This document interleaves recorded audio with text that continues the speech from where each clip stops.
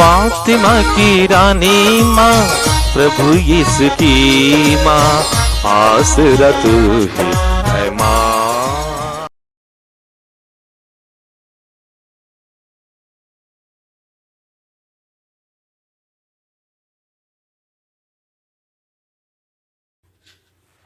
पहला पाठ प्रवक्ता ग्रंथ अध्याय 48 पद संख्याएं 1 से 4, 9 से 11 तक।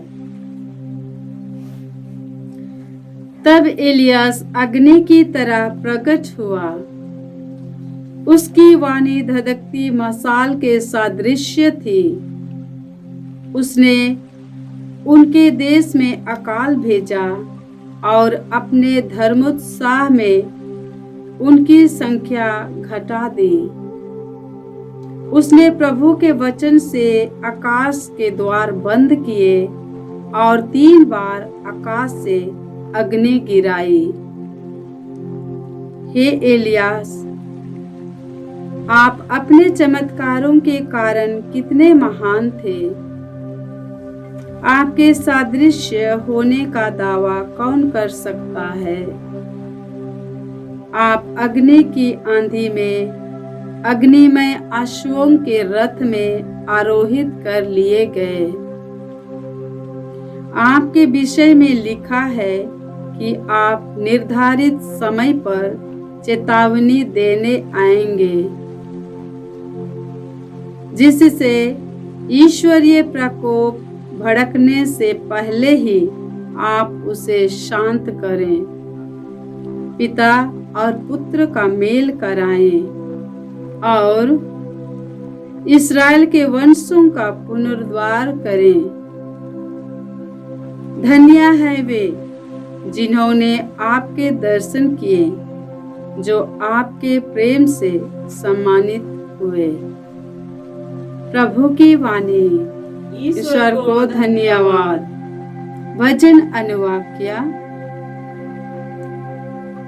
हे ईश्वर, हमें वापस बुला, हम पर दया दृष्टि कर और हमारा उद्धार हो जाएगा।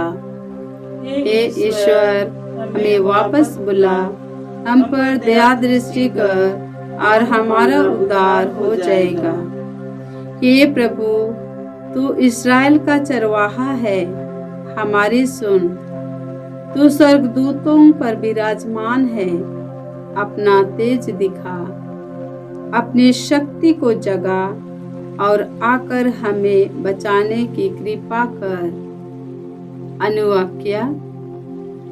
हे ईश्वर, हमें वापस बुला, हम पर दया दृष्टि कर और हमारा उद्धार हो जाएगा।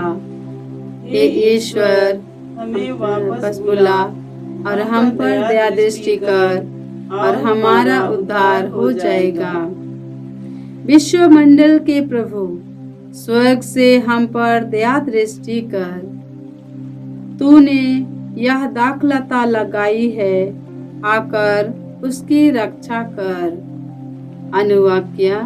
हे ईश्वर, हमें वापस बुला, हम पर दया दृष्टि कर और हमारा उद्धार हो जाएगा। हे ईश्वर, हमें वापस बुला, हम पर दया दृष्टि कर और हमारा उद्धार हो जाएगा।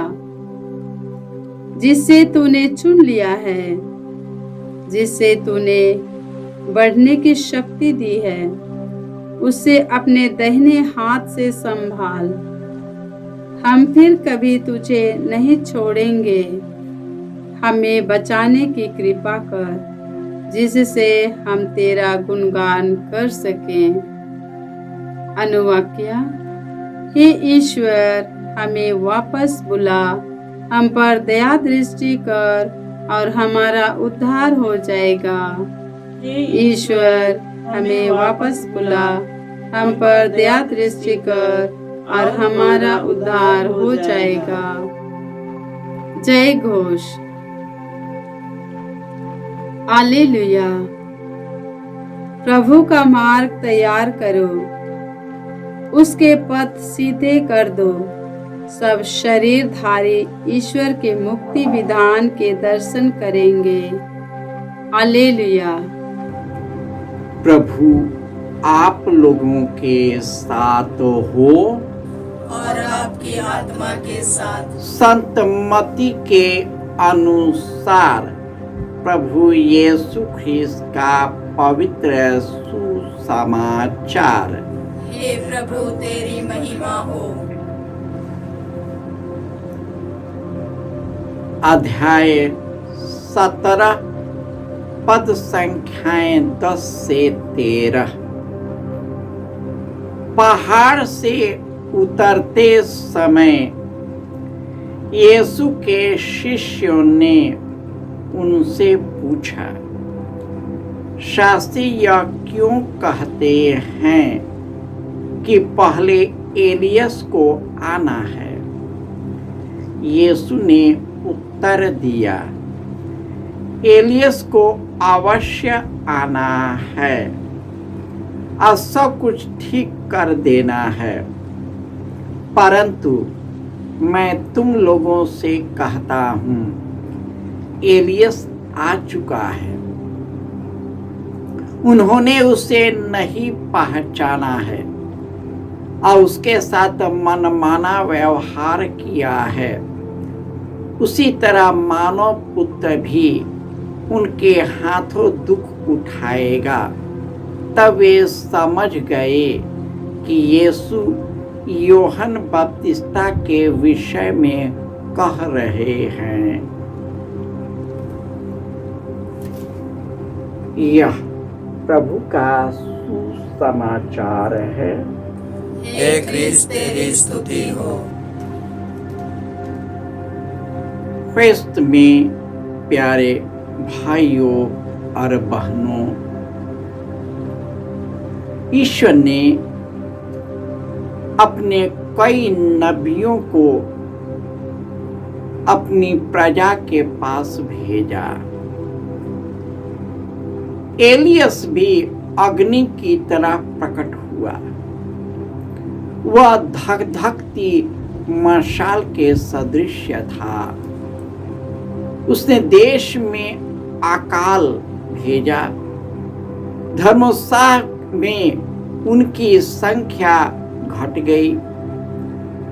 उसने प्रभु के वचन से आकाश के द्वार बंद कर दिया और 3 बार आकाश से अग्नि भी बरसाया, परंतु प्रभु यीशु इस एलियस से भी महान है जो आने वाले हैं। वह ईश्वर के पुत्र है जो हम पर अपनी दया और करुणा बरसाया है। उन्होंने हमारे कमजोर शरीर में पैदा हुआ। उसने स्वर्गीय सुख का परित्याग किया। उन्होंने अपने दिव्य शक्ति का परित्याग किया और इस प्रकार हमारी मुक्ति के लिए इस दुनिया में आए, हमारे लिए दुख सहा। वे एलियस की तरह धधकती मशाल की तरह आए, लेकिन उसे न कोई पहचाना, न उसको समझ पाया, न उसके पथ पर चला। उससे मनमाना व्यवहार किया। उस पर बहुत अत्याचार किया। उसको तड़पा कर मार दिया और यीशु तड़प कर हम मनुष्यों के लिए मर गए, क्योंकि उन्होंने हमें प्यार किया। ईश्वर ने हमें प्यार किया कि मैं तुझ पर दया करूंगा, तुझको क्षमा करूंगा, तेरे सभी कुकर्मों को मिटा दूंगा। और इसी प्रकार प्रभु यीशु हमारे लिए शरीर बन गए।